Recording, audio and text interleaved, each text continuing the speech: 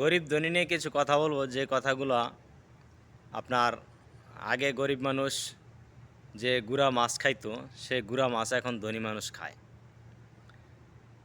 গরিব মানুষ আগে যে ছিঁড়া প্যান্ট পরতো, সেই ছিঁড়া প্যান্টগুলা এখন বড়লোকের ছেলেরা মার্কেট থেকে, শোরুম থেকে শখ করে কিনে আইনা পরে।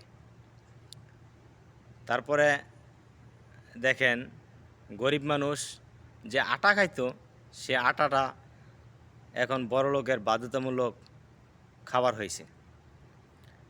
গরিবের পাঙ্গাস এখন বড়লোকে খাবার খায়।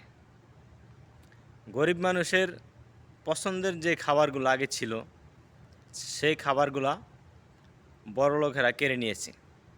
গরিব মানুষ যে খাবারগুলো খাইতো, সেই খাবারগুলো নিয়ে বড়লোকেরা নিন্দা করতো। সেই নিন্দা খাবারগুলা এখন বড়লোকেরা খাবার খায়। সয়াবিন খাবার, সয়াবিন তেল আগে গরিব মানুষ খাইতো, এখন সেটা বড়লোকও খাইতে পায় না। এই জন্য মানুষকে নিন্দা করতে নাই। মানুষকে নিন্দা করলে কাকে কখন কোন পথে রাখে সেটা বলা যায় না।